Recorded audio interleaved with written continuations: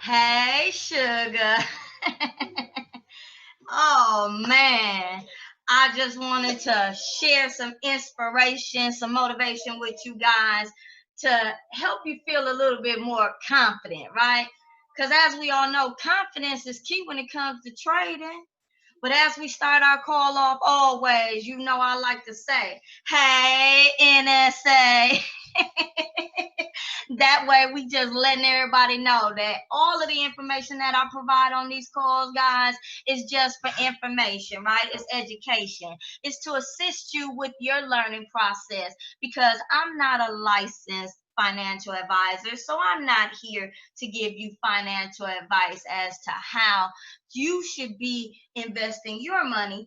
I'm just simply here to share with you some information that I've learned, share some experiences that I've had, and hopefully help you along your journey through the 52 weeks, right?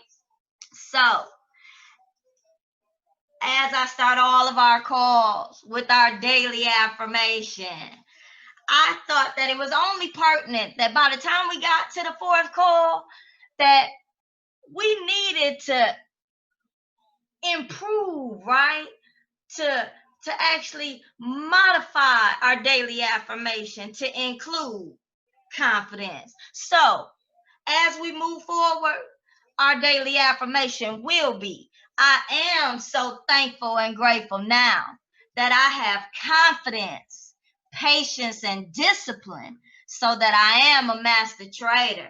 And I hope that all of you continue to speak that upon yourself and upon your life so that you too can develop the confidence, the patience, and the discipline that it's going to require. That it's going to require for you to become a master trader because guess what, guys? Just to have patience and discipline and have self-doubt is not going to get you to where you want to be. You have to believe. You have to believe it more than anybody else. You can't second guess your trades at all, which means that you have to develop the patience and the discipline through your practice and through your studies in order to develop the confidence that you need to become a master trader so that when you're looking at them charts, it becomes second nature to you. And so it is always my honor and pleasure to welcome you all to the Harmonic Scanner 52 Weeks to Freedom course, and this is class number 4. Now, I know that we went through class 4 already, but for whatever reason, it didn't record. So, I decided that we would do this pop-up call to make sure that we got the information recorded so that everybody was made aware of the information that I provided the last time. Because guys, if you missed last week's call, if you actually missed the original version of this call, you missed something special, right? So, with that being said, my name is Jacqueline Lopez, and I am the creator of the Milwaukee Sauce Strategy. I am also one of the co-creators of the Harmonic Scanner 52 Weeks to Freedom course, and it is always my honor and pleasure to be your first educator of the 52 weeks. So I welcome you all to the call. All right. So, like I did before, I just want to know, I want to hear from you all. If there's anyone on the call that wants to just share some insight, some feedback as to what you learned in the first 3 weeks, so that everybody can hear your testimony of the value of the information that's being provided and why they too should be on these calls. And all you have to do is unmute your lines because as you all know, this is always a conversation and never a lecture on my call.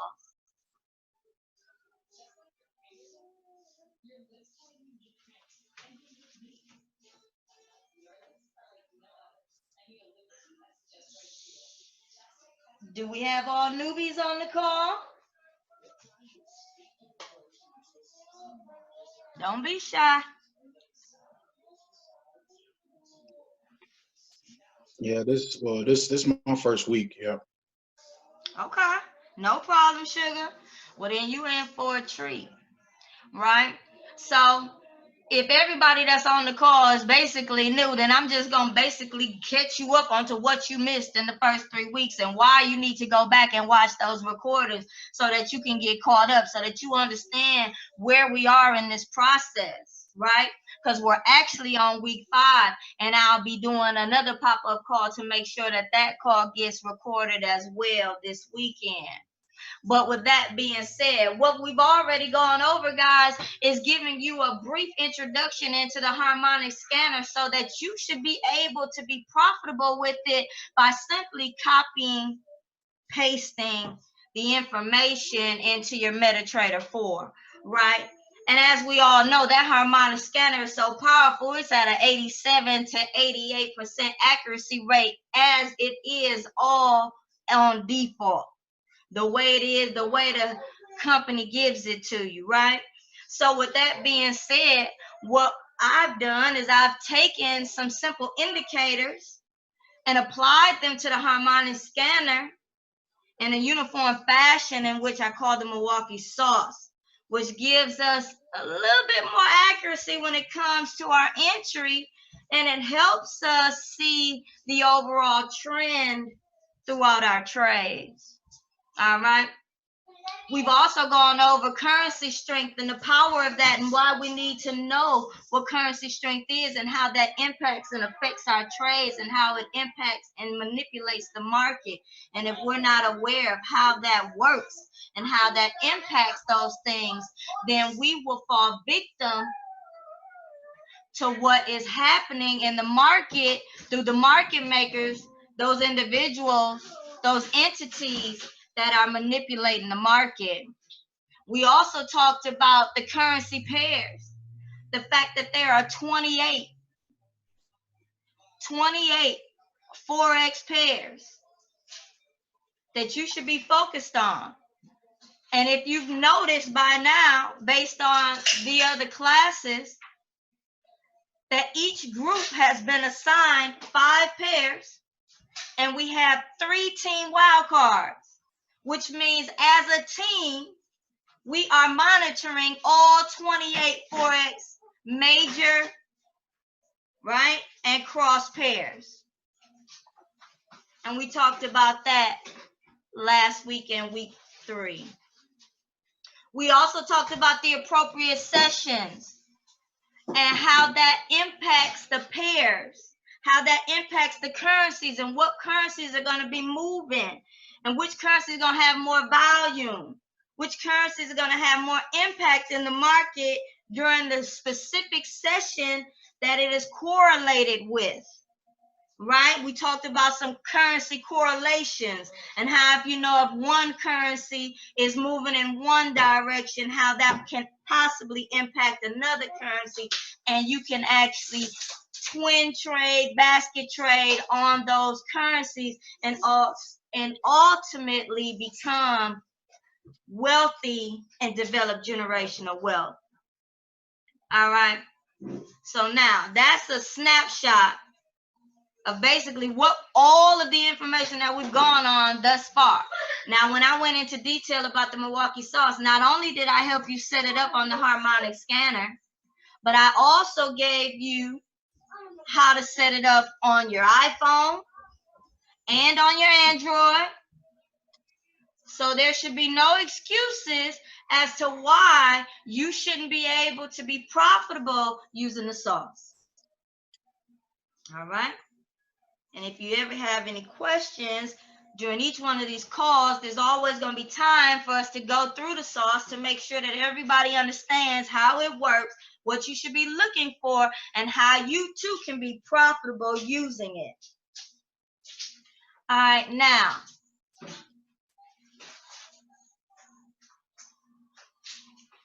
I don't know if you know, but Forex has some hidden fees and high spreads, right? So my question to you is, who on the call knows what the swap is? Does anybody know what the swap is or has come in contact with it? I seen it, but I'm not for sure what it is. Okay. Anybody know what it is?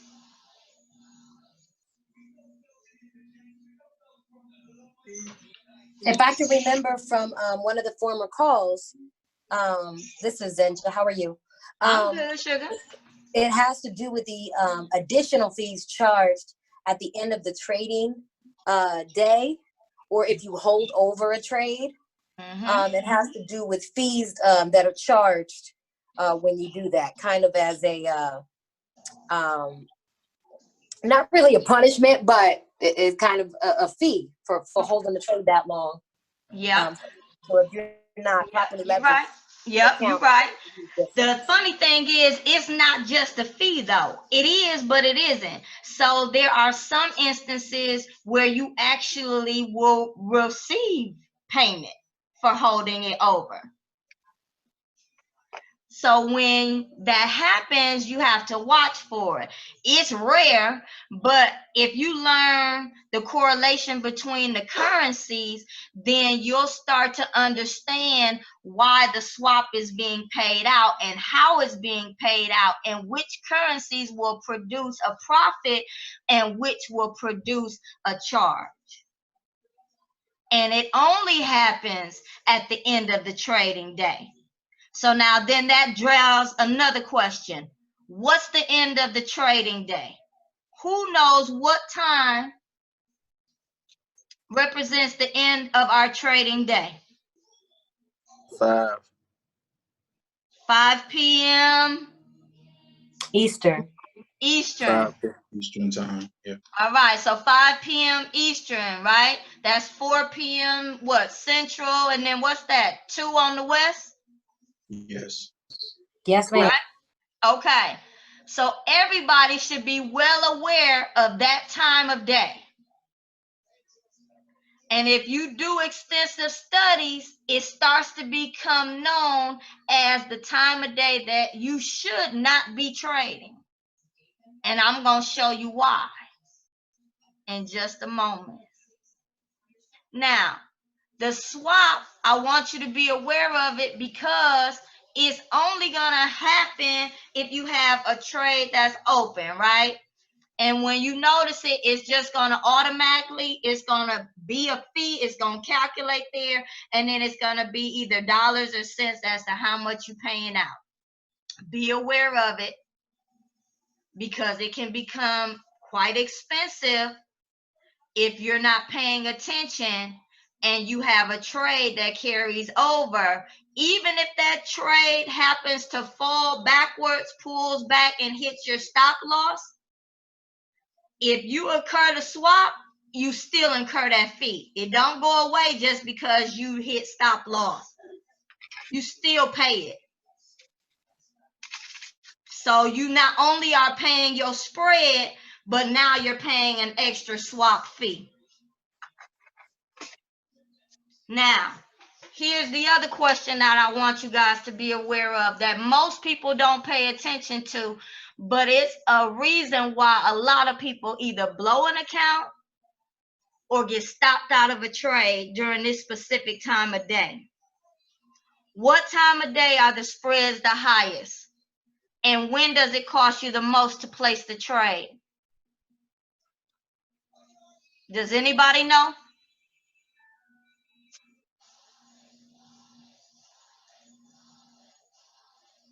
I take the dead silence as no.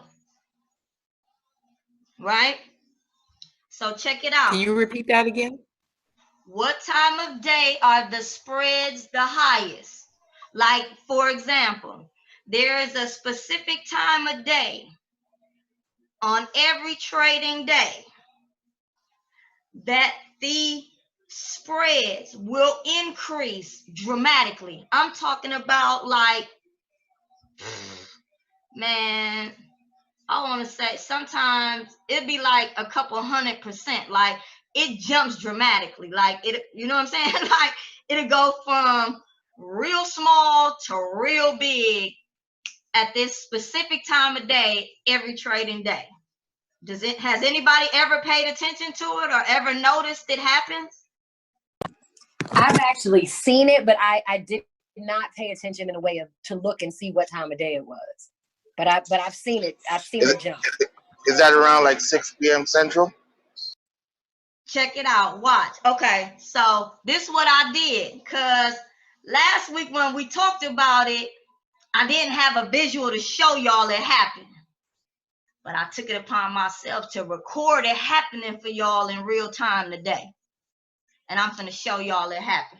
Watch.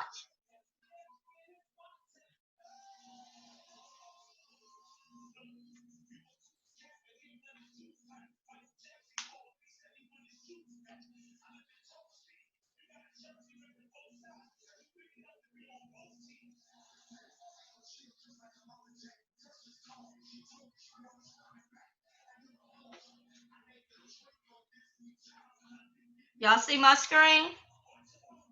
Yes. All right, watch. Watch what happens to the spread. And you see the time of day, right? Do you see the spread? Yes. Yeah. Yes, 4 p.m. Oh my goodness. Watch what happens. Watch the spreads.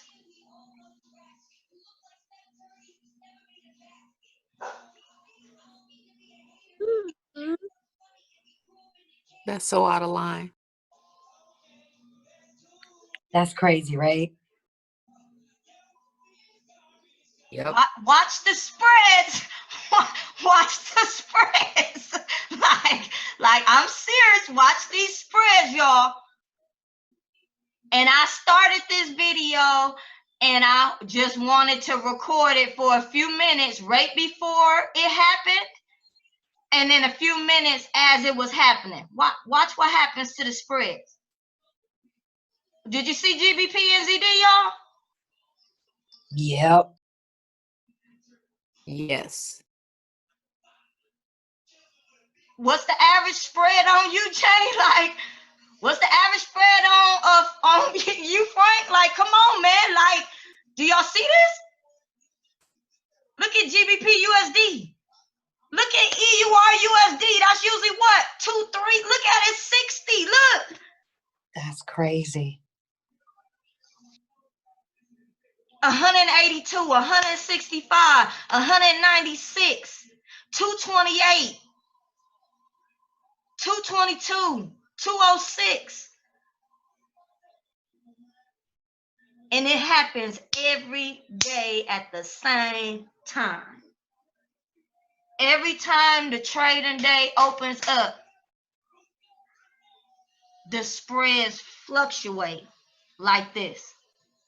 And if you don't have enough money in your account to hold not only the swap, but an inflection of the spread, and the spread is what you pay your broker in order to place the trade. Wow.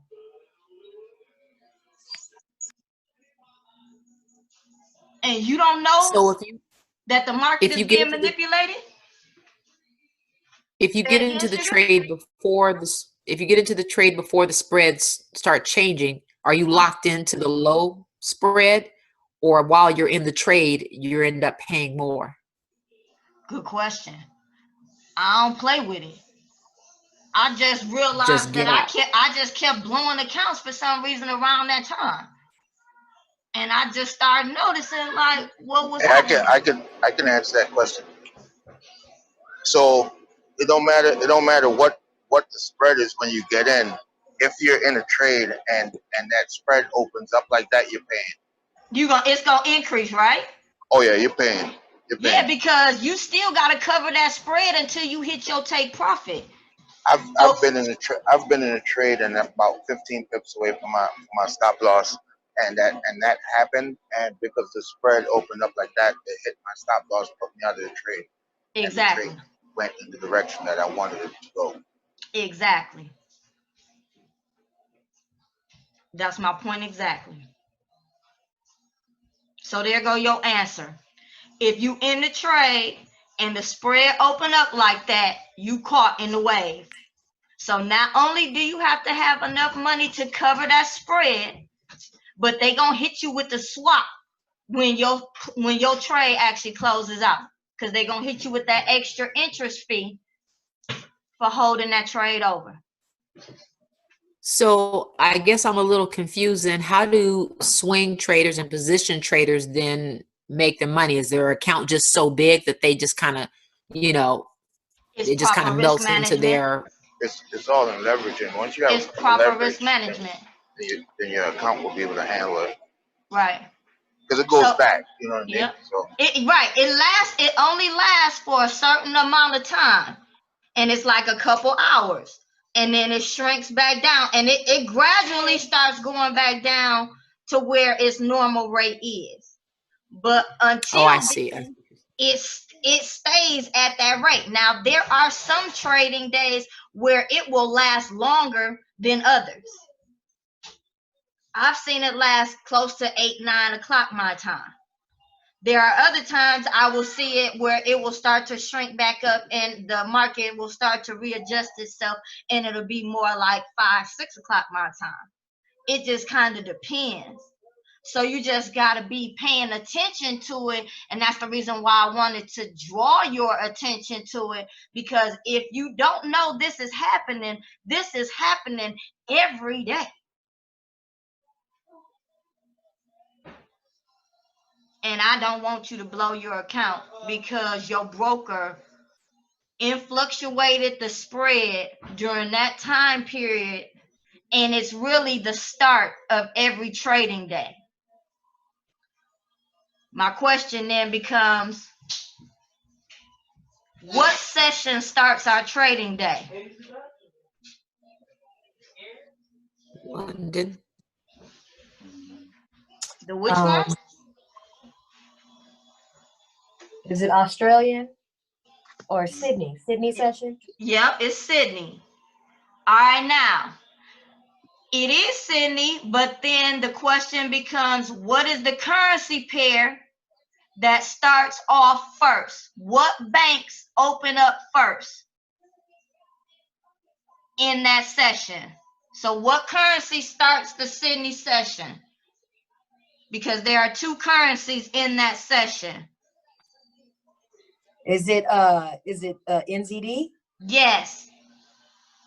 So although it's the Sydney session, it's the New Zealand trading day or banking day that starts our trading day with the Sydney session. And I went over that in week 3. All right, so I want y'all to be aware of that. Make note of it, pay attention to it, set an alarm if you have to, whatever you got to do to make sure that you know that that thing is going to happen every single day so that you don't get caught up in it. I'd rather you just avoid it, but if you are a swing trader or intraday, you can't avoid it. You just have to learn how to have proper risk management and properly leverage your account so that you can withstand that pullback, because it's going to continue moving in the direction that you want it to go. You just have to have patience and discipline and be extremely confident in your trade, or it's going to blow your account or knock you out. All right, everybody got it? Yeah, great information. Great. All right, check it out. So like I said, every call we're going to have some time set aside to go over the sauce, make sure everybody knows how it works, make sure there's no questions about it. I know last time we ended up showing you guys how to set up alerts on TradingView, so I can go over that again so we can make sure that it's recorded. If there's any other questions as to how the sauce works, I can address them at this time. And then what I will do is we can look for setup so that you can see what they should properly look like when you're getting your alerts or when you're looking for them. All right. If everybody's cool with that, that's probably the best way to handle it. All right. So let's see. Does anybody got any questions about the sauce? How it works, how it's set up, anything like that?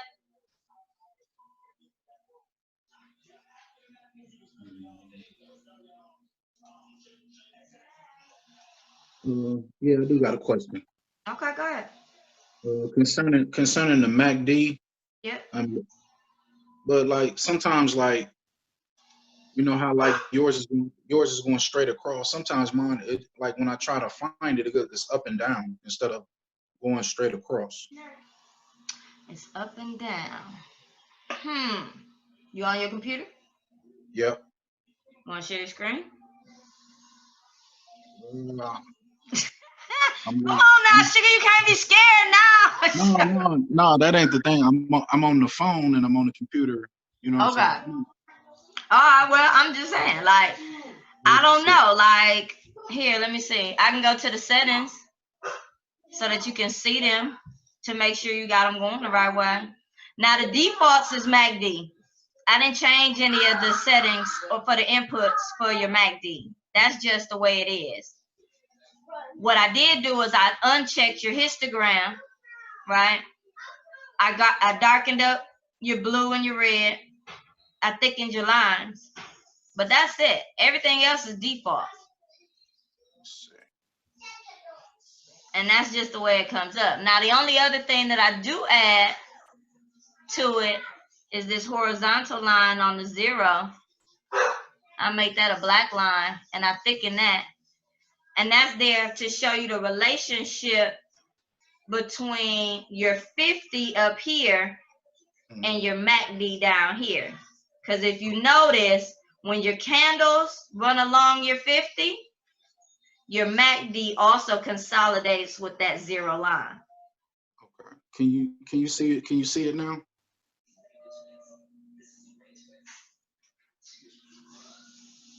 Hold on, let's see.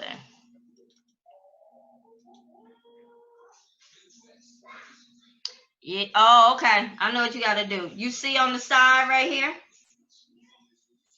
You see this? You see how I got my cursor on the numbers on the side?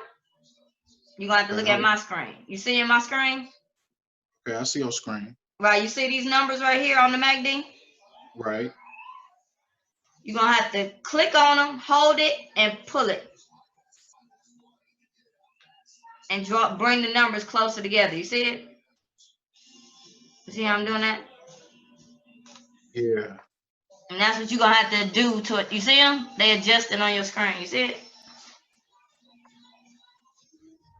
Or is it shrink down too far? Because that's the other thing it might be. Is it this? Where it shrunk like this? I think I got it now. You see it? Yep, look better to me. Okay. All right, now, what I would do is switch the order of your MACD and your RSI. Put the RSI in the middle so that you're looking straight down on it. Okay. Here, let's see. I want to see if we got some. Gotta pop up something. Oh, look, no. Let's see. Maybe this might come down a little bit. Maybe to take profit too. Let's see. Where is right there? That's about 44 pips down to the 50 before it hits some. Yeah, about 40 pips. Probably take that. It might even. It's probably gonna take profit too, though. Look, it's already crossed. It's under. Oh, you done messed up. I done messing with you. Got my stuff messed up. Let me see. Nah, I'm just playing chicken. Oh, let's see.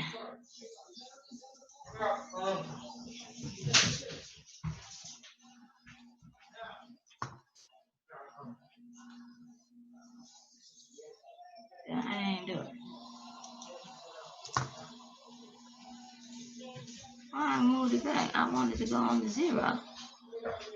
Sometimes it'll act funny, y'all. But you should be able to just put it on there. Y'all know. It's pretty much the same. Alright, so check it. Oh, look at that. It's about time for that to come back down. Look at that. It went up for a long time.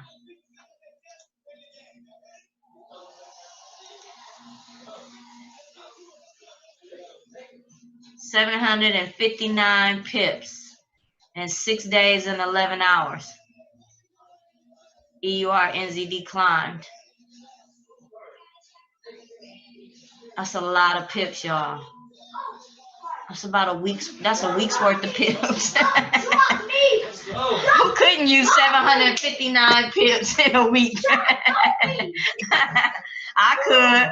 And if it went all the way up and now it consolidated up here, what is it gonna do? Come back down? Probably for another 759 pips, right? Right? You just gotta be watching these pairs, studying the pairs. Let's see. What's this one?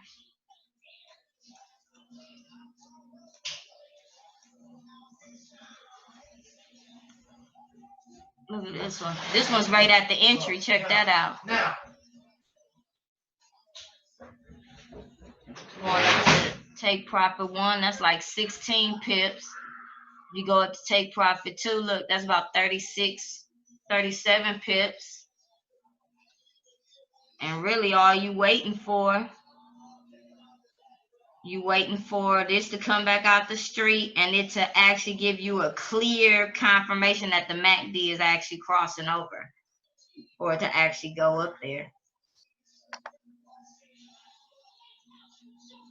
But I wouldn't anticipate it to go up to take profit 3 until it break that 50. And this is really all y'all do. Like, look at this one. Why did this flatline like this? Okay, let's do it. Let's add it back. Right there.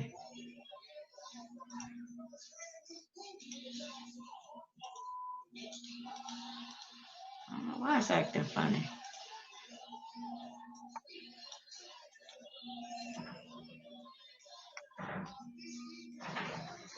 All right, that looks better.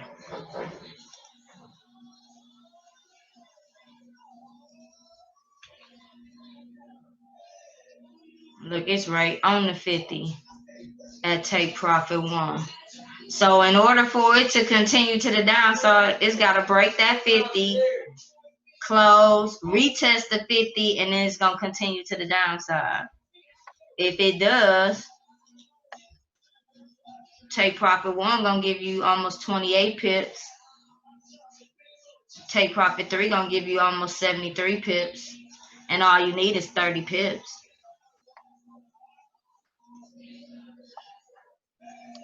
If it break that 50, it's going to go down to the downside. It should for a while. What was that? Was that UCAD? Yeah. So it consolidated and went up, went up, went up. Came back down. But it's got to break the 50 in order to continue to the downside. And it might consolidate here for a few hours before it actually does.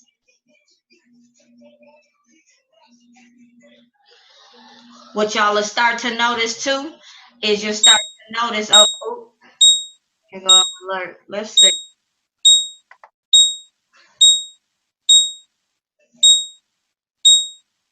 Oh, multiple alerts. Let's see what they are. Oh, look at that. EUR NZD on the 15-minute. It broke the 50. But look, it crossed like it's going to go up. But it's in the street and the MACD still saying down. So this is probably retesting the 50, right? Because it broke, closed, retest the 50, and continue to the downside. Let's see. On the 1 hour. Look, on the 1 hour, the red is on top. It's under the street. We're waiting for the MACD to cross over for it to continue moving downward.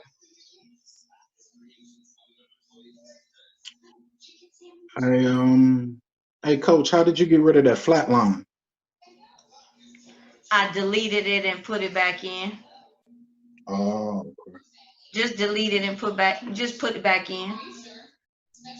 That's about 36 pips right there to the 50 on the 1 hour. And look how large that candle is that just broke that. How many pips was that in that hour? That was 68 pips in that 1 hour. Last hour. The previous hour. It just gave out 68 pips. And look, it just did this.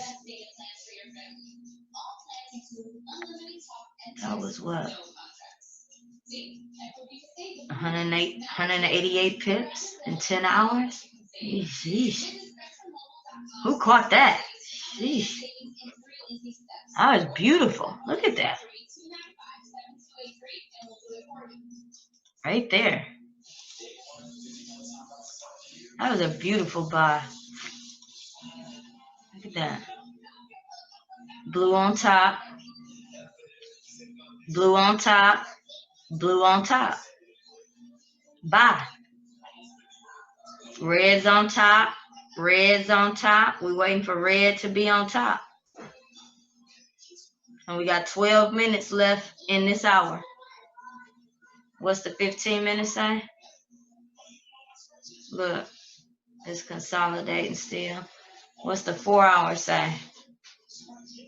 Now look at the 4 hour. The 4 hour said it was in an upward, and now look, it's starting to consolidate right here. In this same area, look at this. There's got to be something right there.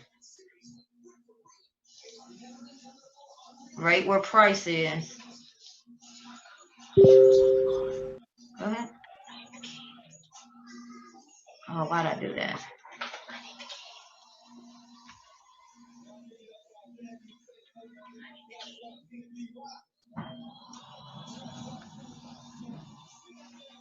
Look. Check it out. And look how long ago it was when it was at that same point, y'all. That was back in October. Look. When did it break it?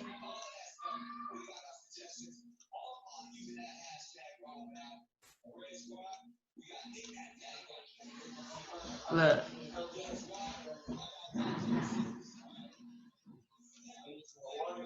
That's crazy how it just repeats over time, right? And all you're doing is just watching how time just keep coming back to that same. But look, it ain't been there in a long time. So it came. There it is again. And here it is again. I wonder how many times was that. Let's see. Let's go to the daily.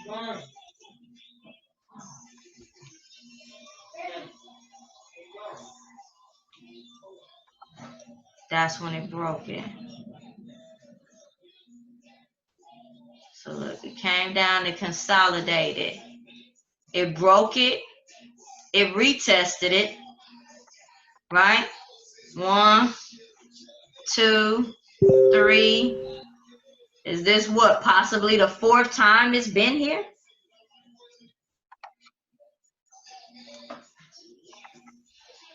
And that's on a daily chart.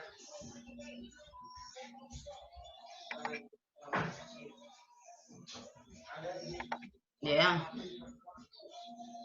That's something to look at.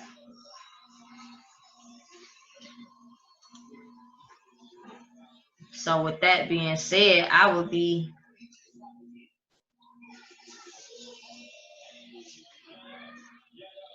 so that could possibly break out and go to the upside.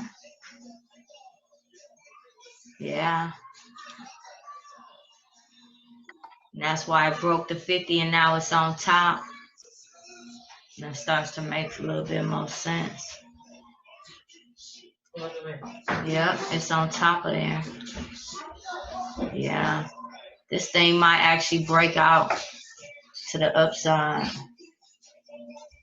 So I would look for 2 possible things to happen. It's either going to break out and go to the upside and continue for a while, or it's going to bounce off of it and continue back to the downside before it comes back up and breaks through it.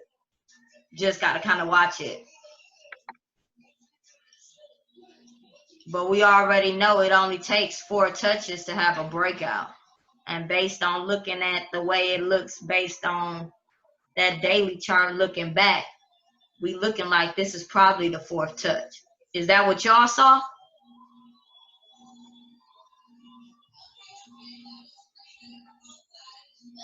Or y'all didn't see that?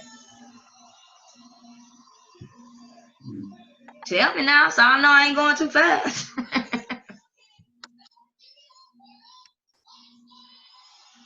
Do y'all know that it takes 4 touches on the trend line for there to be a breakout?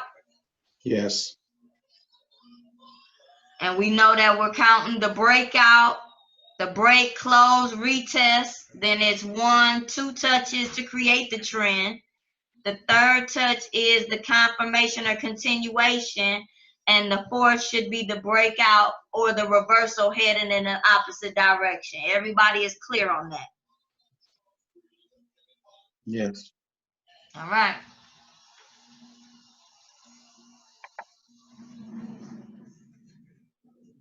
So let's see. Oh, check this one out. This NZDJPY is riding on the 50, but it broke it. It closed it, right? The red is on top. The red is on top. We're waiting for the red to come on top. Right. It's a sell. Well, how does it look on the hour? But now look, on the hour, it's showing a potential buy, right? Or the start of an uptrend. Does everybody see that?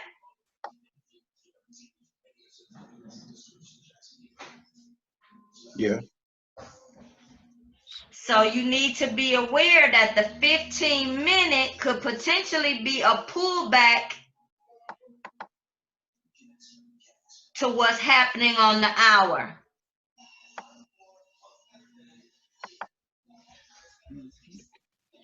So don't get caught in that looking at just one time frame, because it'll give you a warped view. Now look, the 4 hour says that it's indicating a sell or the potential actual start of a sell. Look, we waiting on the MACD to cross back over, because this really consolidated here, even though it was moving upwardly, but it stayed mostly in the street. So it's possible this is going to be a drop off. Look, it dropped, consolidated, dropped. And that's on a 4 hour. But look at its pattern, it does that. It drops, it consolidates, it drops. It consolidates, and it'll probably drop. And it probably does the same thing coming up. Consolidates, goes up, consolidates, goes up. Yeah.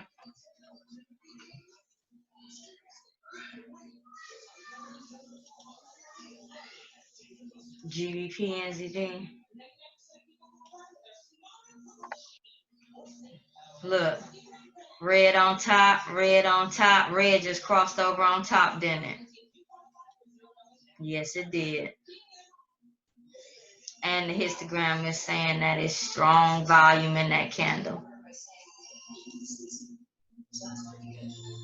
That's a sell.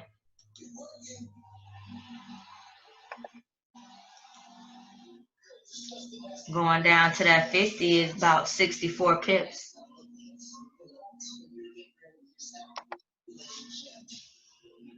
What's on the 15-minute? Look, it's pulling up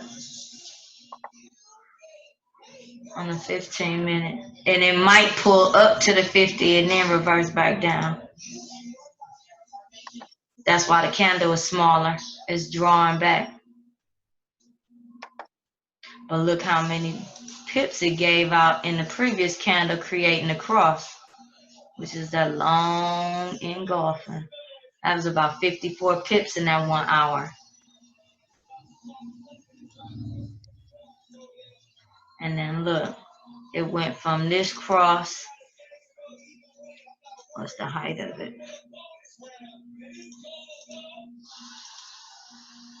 To the height of it is about, oops.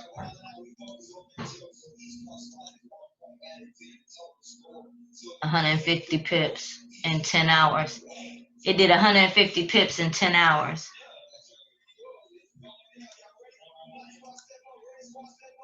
Now, we have about 3 minutes left in the class. And I'm going to point something out to y'all, which is what I'm going to talk about in the next class, is that the reason you need to know how many pips each pair gives out on a weekly basis is so that you don't enter a trade during specific times of the week, which will cause you to actually lose a trade because you don't really know which direction the trend is moving for each specific currency pair. And next week, that's one of the things that we're going to talk about, and we're going to go over in more detail. So what I want everybody to do is practice, practice, practice. Practice using the sauce. You know, we don't take no losses around here, guys. These are only lessons. It's developing your patience, developing your discipline, developing your confidence. That's the reason why we have you go into demo. That's the reason why we give you a trading plan, to help you develop those life skills that's going to be essential to your success, right? Continue to practice using the currency strength. Study the currency pairs in the appropriate sessions, and when the volume in those currencies are going to be more powerful, more strong or weak, so that you know when you should be trading those currencies, when it's going to be more profitable to you. Not saying that you can't make money throughout the day, anytime during the day. I'm just saying that you need to be well aware of when is the best times so that you can minimize your risk, so that we take the least amount of losses, right? We learn the least amount of lessons the hard way. And I want you to start watching out for that swap and watching out for those in fluctuation in the spreads that happen whether we realize it or not. And so I don't want you to get caught up in that and then second guess yourself or your analysis or doubt yourself because you aren't aware of those hidden factors that we'll continue to learn about through the 52 weeks. And each week, as I share with you another thing, another tool, another bit of information that you need to be aware of to make you successful. Start studying your assigned pairs in the study groups. You're going to start to notice why we chose the pairs that we did, right?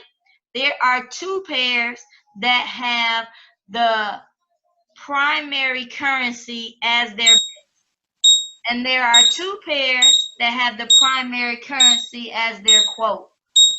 And so if you're able to actually master one of them, you can actually trade all 4 of them at the exact same time, right? Keep practicing the Milwaukee sauce, follow your trading plan, and stay plugged into the study groups and the main Telegram group. And if you haven't set up alerts on TradingView, you should do so at least on the 1 pair that you're going to study and master, because our goal is that you make $100,000 off of 1 currency before you move on to trying to master the next. All right, guys, I appreciate you all, and I thank you all for being on the call. And like I said, we're going to do a pop-up so that we can get class 5 recorded as well. And so just look out for that link as it comes up over the weekend. Thanks, guys. Have a good evening. Okay, you too.